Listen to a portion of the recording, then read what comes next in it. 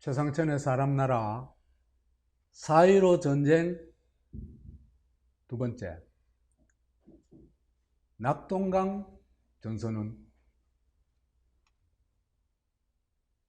여기서 낙동강 전선이라는 것은 영남 지역 전체를 말하는 게 아니고 부울경 지역에서 누가 이겼냐, 이게 대단히 중요하다. 낙동강 전선에서 문재인이 이겨버리면은 저는 모든 건 끝이라고 봅니다. 반면에 낙동강 전선을 사수를 하게 되면은 이제 서울 수복도 가능하다, 그런 생각이 듭니다. 그래서 오늘 그 얘기를 하게 되겠습니다. 우선요, 진짜 이제는 말할 수 있다 고 하고 싶어요. 내가 민주화 세력들하고는 굉장히 친하고, 또 나도 어떤 면에서는 그 민주화 운동에 나름 같은 좀 노력을 했어요. 근데 그러면서 민주화 세력이 어떤 정체성을 가지고 있냐 많이 관찰했거든요. 그리고 그 관찰했던 게 지금 심각한 문제가 지금 막 폭발하고 있습니다. 그래서 이 세력에 대한 조금 얘기를 하고 넘어갔으면 싶습니다. 이 민주화 세력이요, 지금은 민주주의 파괴단으로 바뀌어버렸다. 민주화 운동이 군사 독재 타도에 결정적인 역할을 한 것은 두말할 나위 없고, 이들이 역사에 엄청난 역할을 했습니다. 그러나 이들의 문제는 공로만큼 심각해요. 좌파에는요, 흔히 우리가 말하는 그냥 좌파에는 두 가지가 있어요. 하나는 친독재 좌파가 있어요. 또 하나는 친민주 좌파가 있어요. 친독재 좌파는 우리 전번 이 동영상에서 얘기했던 소련 중국식 있죠, 그죠?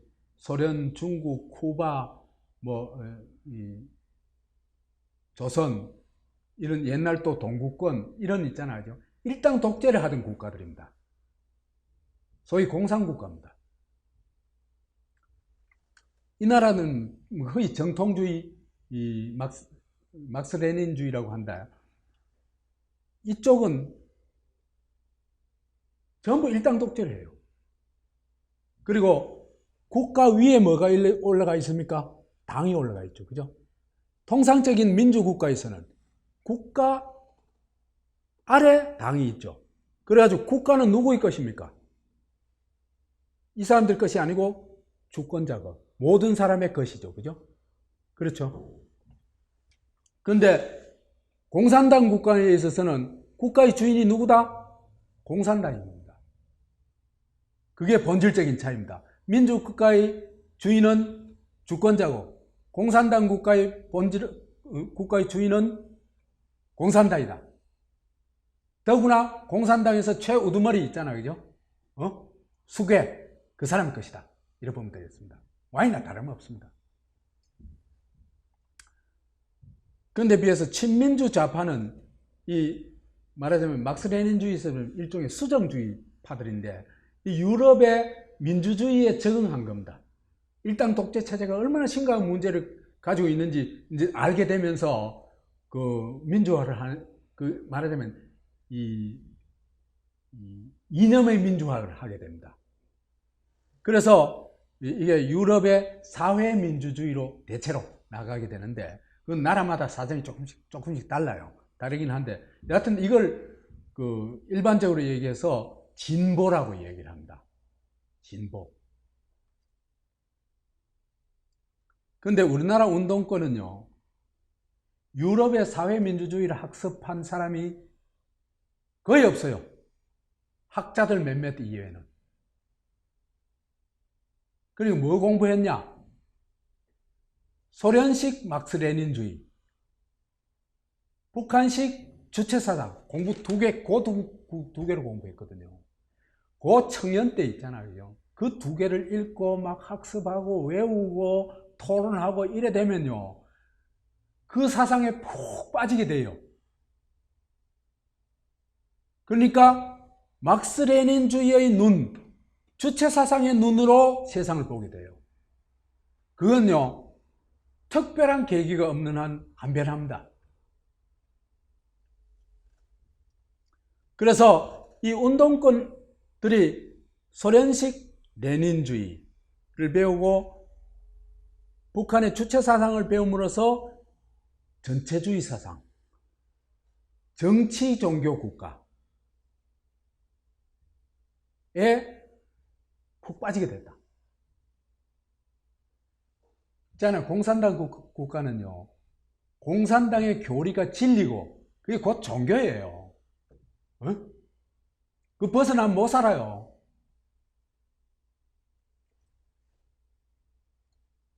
이단이고 반동이고 이래 되는 겁니다. 종교하고 똑같은 겁니다. 일반 종교하고 똑같은 겁니다.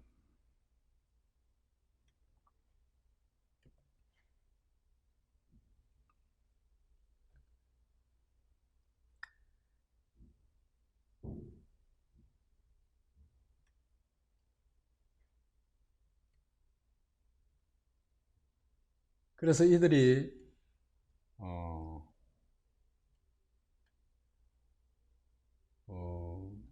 이념과 전략 전술이 심각한 문제가 있어요. 이건 지금 이렇게 짧게 얘기해서 될까 모르겠습니다만 대체로 반드시 유토피아를 제시해요. 자본가는 착취자죠, 그죠? 그러니까 자본가 없는 세상, 자본가 타도된 세상을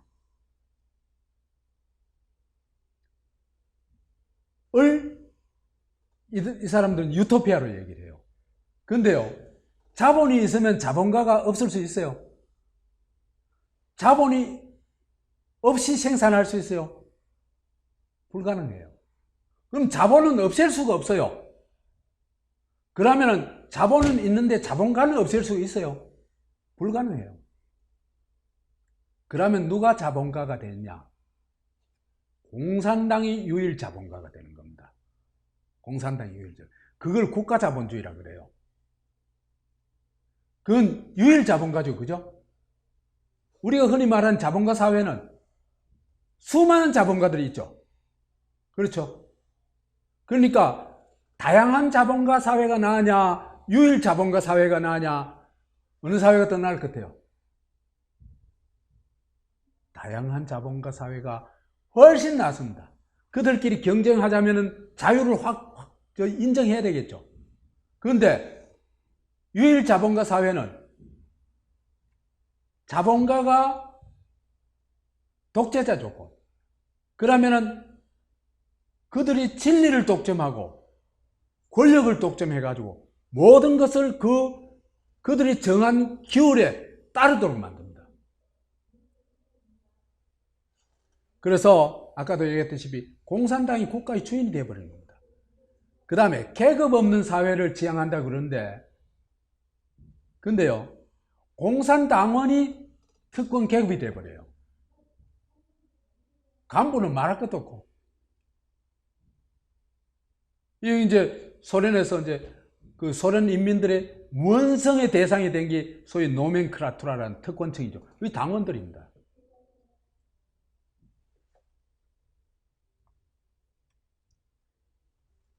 얘들은요, 반드시 적을 설정해요. 악마를 설정해요, 악마. 그래가지고 악마몰이 마녀 사냥을 합니다. 악마들의 대표적인 게 대표 악마가 뭐냐 하면 이들이 딱 꼽는 대표 악마가 자본가입니다. 그 다음 지식인, 반동. 그리고 캄보디아 같은 경우에는 지식인을 아예 몰살을 해버렸죠. 완전 이 사람들은 완전 미친 집단이에요. 이 사람들은요, 늘 전략과 전술을 가지고 있기 때문에 같은 테이블에 앉아가지고 대화로 문제를 푸는 게 불가능합니다. 왜? 전략 전술이라는 게 핵심이 뭐냐면 내가 이기는 게 목표 아니에요. 그죠? 그러면 나를 이기기 위해서는 나를 위장할 수밖에 없습니다. 예? 이들의 위장 전술은요, 아까 이 문재인이가 선풀 운동하고 하는 거하고 똑같습니다. 엄청난 그 좋은 이미지를 더 뒤집어 씌운 그런 어떤 전략 전술을 가지고 이념이나 그런 걸 가지고 그 선전하면서 실제로는 그 반대로 행동하는 겁니다.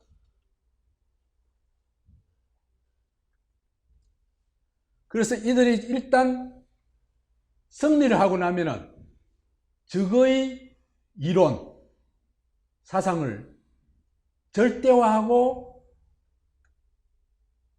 그 또 두목을 신격화합니다. 반드시 그렇습니다. 그래서 공산당을 신성화하고 그 독재자를 신격화한다. 이것이 극단으로 간 나라가 어느 나라입니까? 북한입니다.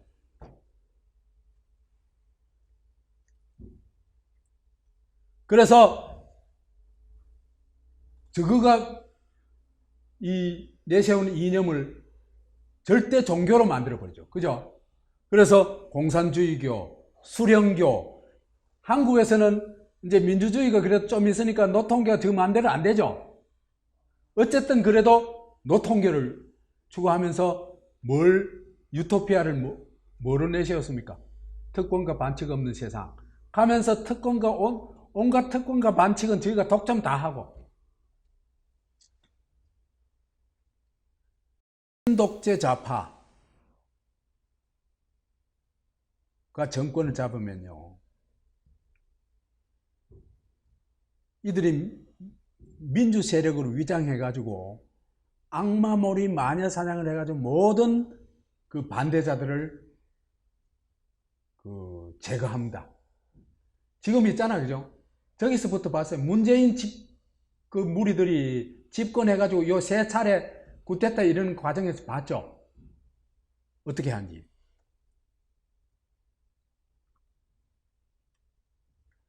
그 중에서도 극단적인 게 이제 주사파인데, 이 주사파라는 게, 그죠? 소위 K나치입니다. 한국형 나치입니다. 한국형 나치. 코리아형 나치인데요. 이게 나치라는 게 뭐냐 하면 두 가지 이념이 융합된 겁니다. 민족주의하고 사회주의가 융합되어 있어요. 민족주의는 핵심 뭡니까? 나와 남을 구별하는 거죠. 그죠? 그 핵심 뭐죠? 그거죠. 그죠? 나와 남을 구별하는 겁니다. 이래 되면요, 민족주의는 반드시 어디로 치닫게 되냐면 나를 절대화하고 너를 대상화합니다. 그걸로 가게 돼 있어요. 그러니까 우리 민족은 위대한 민족이고 남의 민족은, 그죠? 일본은 뭐라 그래요? 외놈 그러죠. 중국은 짱깨 그러죠. 미국은 양키 그러죠. 양놈 그러죠. 그죠? 그러니까 이게 민족주의 과잉이 빚어온 이 사고방식입니다. 이런 데서는 파트너십이 나오겠어요? 안 나오겠어요? 불가능합니다. 공존의 질서가 나오겠어요? 안 나오겠어요? 불가능합니다. 그 다음에 사회주의의 핵심이 뭡니까? 평등입니다. 그죠? 근데요, 이 사회주의를 하게 되면요, 평등을 하게 되면은 그 평등은요, 저절로 되는 게 아닙니다. 평등은요, 평등하게 만들 수 있는 절대 권력이 없으면은 결과의 평등을 만들 수가 없어요.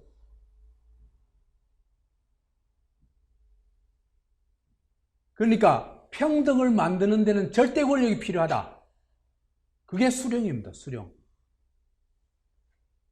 그래서 이게 그 북한식 주사파가 이제 민족주의와 사회주의가 결합해가지고 극단적인 K 나치가 됐잖아요. 그죠? K 나치가 되면은 이 전체주의로 가죠. 그죠? 한국 사회가 그런 위험성이 굉장히 높아요. 그래서 민족주의에 쩔어 있는 남한도 이런 위험성을 안고 있다. 더구나요, 미군이 철수할 수도 있어요.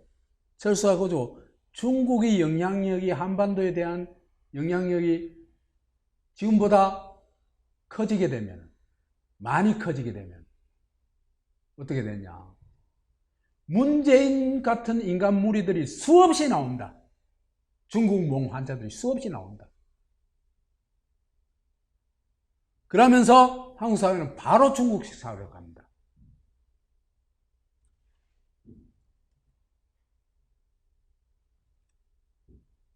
그래서 지금 그죠?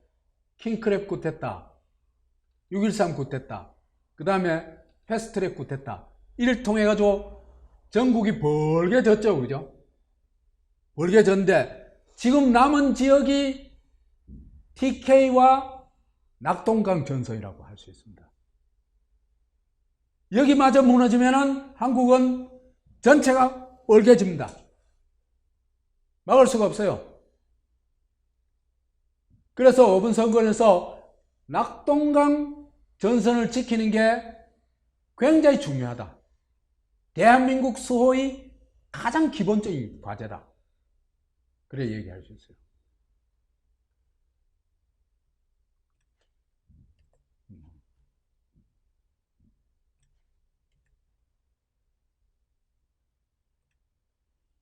(20대) 총선에서요, 낙동강 전선이 무너져 버렸어요. 20대 총선에서, 2016년도 선거에서. 그 결과 어떻게 됐습니까? 문파가 연속 쿠데타에 성공을 하잖아요.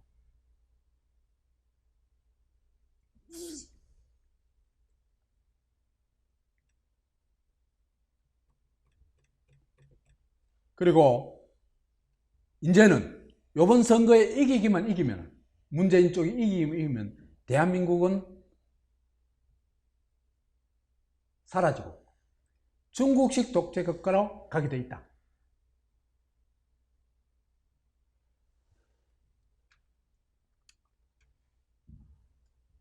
그래서 지금 대한민국이 소중국으로 가는 걸 막을 수 있는 길이 있느냐? 그 유일한 길은 자유반공 세력, 반문 세력이 있잖아요. 그죠? 반문재인 세력이 국회의 과반을 차지하는 겁니다. 그 방법 이외에는 방법이 없습니다.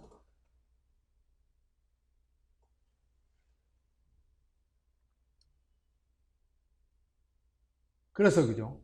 그 중에는 뭐 온갖 잡동사니 다 있어 괜찮아요. 내 생각에는. 아니 깡패가 들어있었고 전과자가 들어있어도 괜찮아요. 그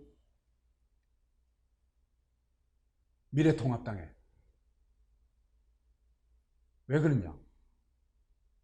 그 사람도 공산화를 막는 데는 기여할 수가 있어요.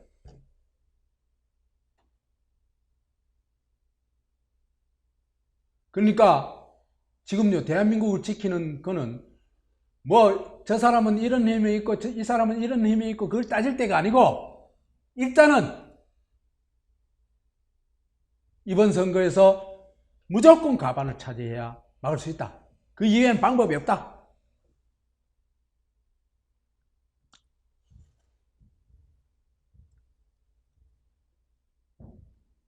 그럼 과반 차지하는 게 필수 조건인데 가능하겠느냐?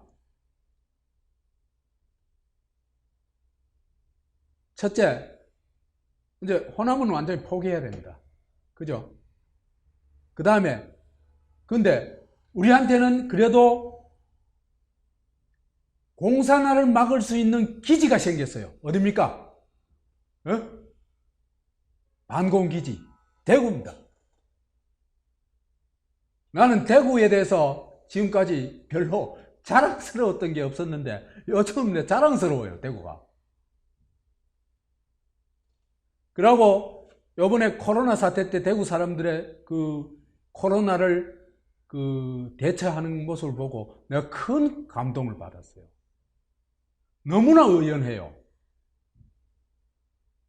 정말 세계의 모범이었다고 확신해요.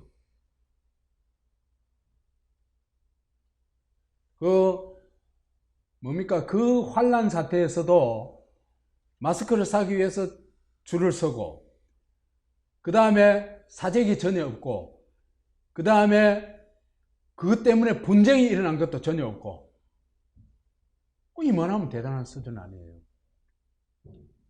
다른 지역은요, 대구가 코로나 환자의 80%였어요.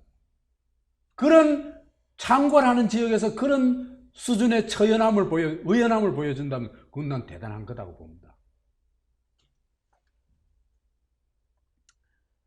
그 다음에 그러면 전번에 20대 때 문재인이가 힘을 쓰게 된 게 뭐냐면은 부울경, 낙동강 전선의 부울경에서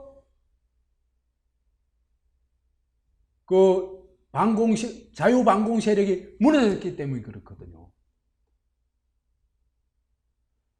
그러면 이번 선거에서 이 낙동강 전선을 사수할 수 있겠냐? 지킬 수 있겠냐? 40석 중에 최소 35석을 지킬 수 있겠냐? 그게 핵심입니다. 그게 첫 번째 핵심이고, 두 번째는 서울을 수복할 수 있겠냐? 저는요, 서울 수복에 대해서도 이 동영상을 준비하다가 일이 너무 복잡하고 많아가지고 포기했는데, 서울요, 내가 볼 때는요, 49석 중에,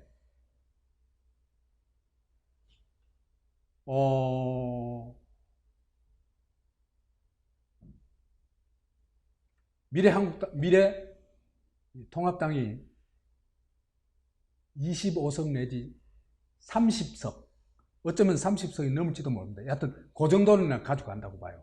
왜 그러냐면요, 지금 서울에서 여론조사가 되고 있는 지역들이 어떤 지역들이냐 하면요, 원래요, 그 지역들이 말하자면 미래통합당이 이기던 지역이 아닙니다. 전부 구론이, 광진이니, 그 다음에 종론이, 이런 지역들이 주로 여론조사를 그쪽에 하잖아요. 그죠? 그쪽이 지금 경합이 벌어졌다, 누가 이길지 모른다는 얘기 아니에요. 그죠?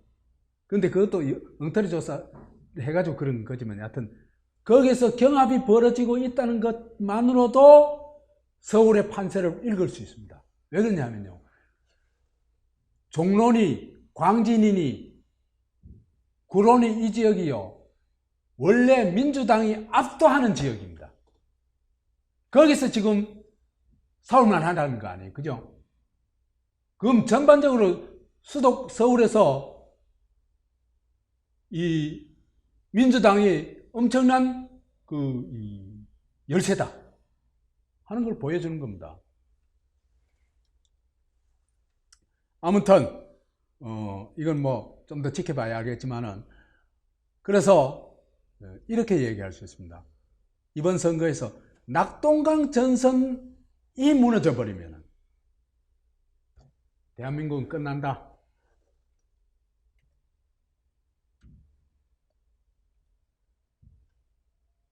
그래서 이제 그걸 좀 점검을 해봐야 되겠습니다.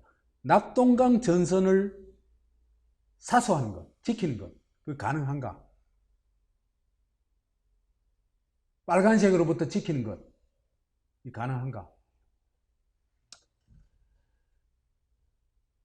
이번 선거 여론조사는 어느 지역이 이걸 할 것이 없이, 그죠?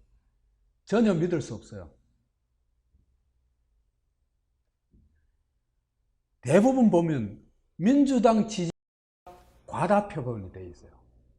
여론조사하고는 전혀 다르게. 왜 그런, 이게 이제 두 가지 이유 때문인데, 하나는 대깨문이 여론조사에 대대적으로 참여하는 것 같고, 또 하나는 그 여론조사 기관이 있잖아요. 그죠? 또 그런 장난질을 치는 것 같아요.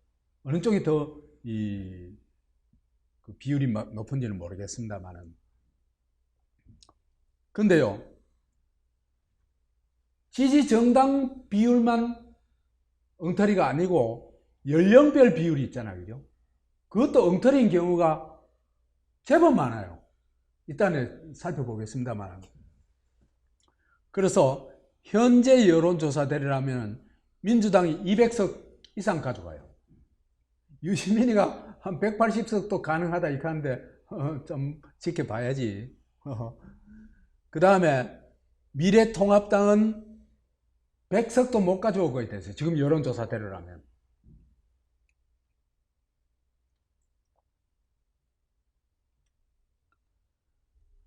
지금 여론조사는 부산도 민주당 5석 안팎은 가져가게 돼 있다.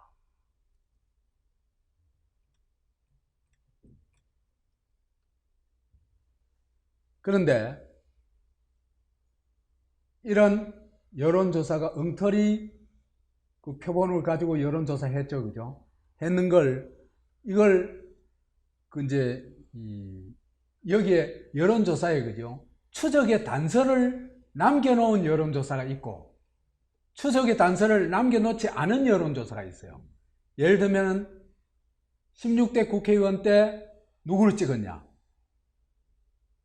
이런 게 여론조사에 되어 있으면 그게 추적 단서죠. 그죠? 그래가지고 하여튼 추적 단서가 있는 대표적인 세 가지를 그 추적을 해봤더니 KBS 1차 작년 12월에 했던 조사인데 이때는 민주당 표본을 원래 정상적으로 들어갈 표본의 2.3배를 집어넣었어요. 그래가지고 여론조사를 했어요. 그 다음에 KBS 2차에서는 2.5배, 그 다음에 시사저널에서는 민주당을 물경 3.5배를 집어넣고 여론조사를 했습니다. 그만큼 민주당이 지지율이 안 나오고 있다는 얘기죠. 그죠? 그러니까 막 집어넣어가지고 여론조사를 하는 겁니다. 그런데 이 여론조사에서, 그죠? 이렇게 한 여론조사에서 KBS 1차 작년 12월 여론조사에서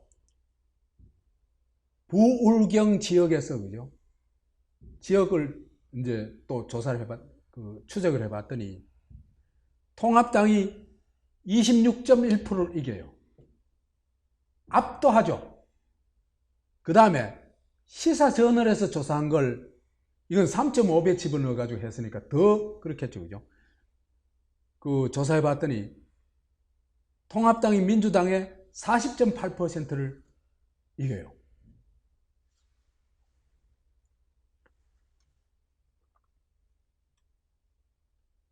그래서 표본 정상화를 해보니까 정상을 하면 당연히 정상 여론이 나오겠죠. 그죠? 이래 해보니까 민주당이 앞서는 게 아니라 오히려 통합당이 압도를 하더라. 이걸 확인할 수가 있습니다. 그래서 최근 발표된 여론조사, 추적 가능한 여론조사를 한번 찾아봤어요. 그 단서를 안 달아놓으려고 하니까 이 여론조사 기관에서. 그죠? 왜 그러냐면 저거 장난친 게 들통이 나거든요. 그래서 보니까 펜앤드마이크에서, 이거 보수 유튜버죠. 그죠? 여기에서 여론조사 공정에 의뢰해가지고 4월 4, 5일 1007명을 대상으로 한 여론조사에서, 그죠? 그 추적의 근거를 남겨놨어요. 남겨놨는데 어떻게 하냐면 지난 대선 때 누구를 찍었냐, 이걸 남겨놨어요. 그래서 보니까 전국적으로 문재인을 찍은 사람이 58.5%예요. 근데 문재인의 득표율은 41.1%고 전체 유권자 중에서 문재인 지지자는 31.6%에 불과해요. 그러니까 8.5% 표본을 잡았다는 거는 너무 많이 잡은 거죠. 그죠? 이리 가나 저리 가나 너무 많이 잡은 거죠. 이래가지고 여론조사를 한 겁니다.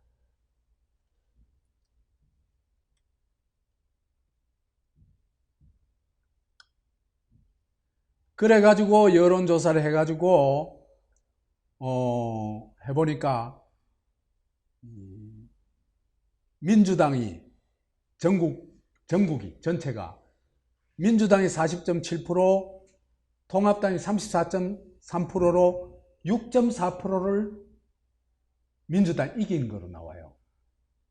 근데 이걸 제가 그 추적을 해가지고 이제 보정을 했어요. 그 보정 과정은 설명 일일이 안 할게요. 보정을 해봤더니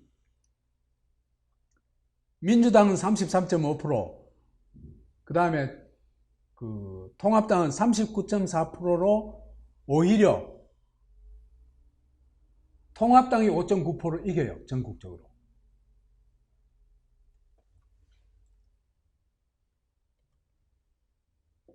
이런 식으로 해보니까 부울경도 나와요. 부울경도 원래 발표된 여론조사에서는 33.6대 45.5로 여기서도 원래 발표된 데서도 이겼어요. 그런데 내가 수정했을 때도 역시 이겨요. 11.9%, 11.6%, 약 11% 남짓 통합당 이기고 있는 겁니다. 지금 여론조사상에서. 이렇게 볼 것 같으면 아까 KBS 1, KBS 2, 시사저널, 그 다음 펜앤마이크 이걸 다 통틀어서 볼 때 부울경에서 최소 10% 이상 어디가 앞선다? 통합당이, 민주당이 앞서고 있다는 겁니다. 그런데 여론조사를 해보니까, 지역구별 여론조사를 해보니까 막 경합을 벌여요. 저쪽이 막 10%, 10몇 프로씩 그 민주당이 이기는 경우도 나오고. 이게 왜 이럴까? 그래서 동아일보에서 의뢰하고 리서치에서 3월 31일부터 4월 1일까지 조사한 부산진 갑 선거구의 경우를 추적을 해봤어요. 추적을 해봤더니 20대 때 나성린하고 김영춘이 붙었는데 그때 나성린 득표율이 46.5, 김영춘 득표율이 49.6인데 요번에 표본을 잡으면서는 46.5% 얻었는데 나성린 찍은 사람을 21.2%만 집어넣었어요. 반 이하로 후려쳐가지고 집어넣은 겁니다. 그런 반면에 김영춘이 찍은 사람은 그대로 다 46%를 집어넣어요. 그래서 그 나성린 찍은 사람은 45.6%를 집어넣고 김영춘 찍은 사람은 92.8%를 집어넣어가지고 정상적으로 집어넣는 수치에 비해서 민주당을 통합당에 비해서 2배 더 집어넣고 여론조사를 한 겁니다. 이 말이 되는 얘기입니까? 그래가지고 얻은 정당 지지도가 뭐냐면은 새누리당은 33.3%, 민주당은 36.7%, 민주당이 3.4% 이기는 거로 나와요.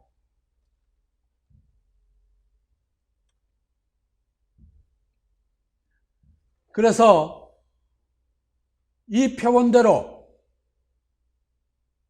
21대 예상 득표율을 따져보니까 김영춘이 38.9, 서병수가 35.9%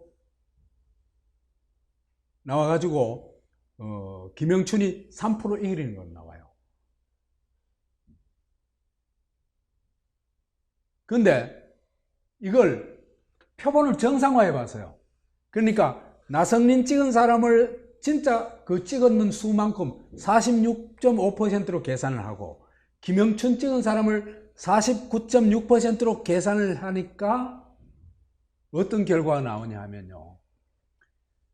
김영춘은 35.7%, 서병수는 52%가 나와요. 그러니까 서병수가 14.3%를 이겨요.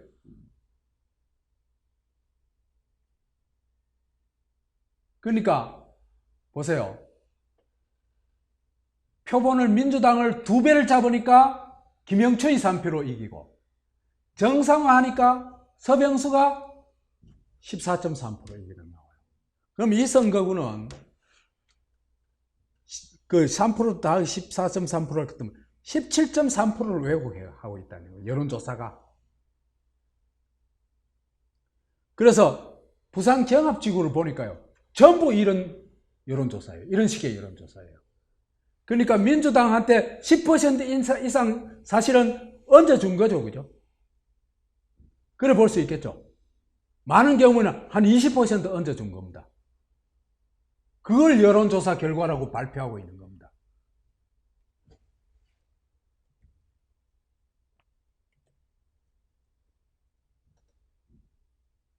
그래서 이렇게 보니까요. 아까 그 여론조사 보면 뭐 서병수 되는 건 뭐 거의 확실하죠. 14.3%라면 차이가 엄청나죠. 그거는 절대 거의 뒤집어지지 않습니다. 근데 부산 전역이 거의 다 이런 식으로 되어 있는 거니까 이렇게 얘기할 수 있습니다. 낙동강 전선 이상 없다. 지킬 수 있다. 여론조사는 민주당이 압승하는 걸로 되어 있는데 사실은 아니다. 그래서 울산하고 경남은요. 그 엉터리 여론조사에서도 거의 다 이기고 있어요. 그런데 이제 부산에서는 이제 경합지구가 막 여러 곳에 뭐 한 7, 8건이 나와요. 근데 따져보니까 지금 우리가 이제 표본 정상화를 해가지고 계산을 해보니까, 보정을 해보니까 부산에서는요, 민주당이 많아야 한두 석, 울산에는 없고, 경남에서도 한두 석. 그래서 전체적으로 볼 때 부울경에서 37대 3 정도로 미래통합당이 이기지 않겠냐, 그렇게 봅니다. 그래서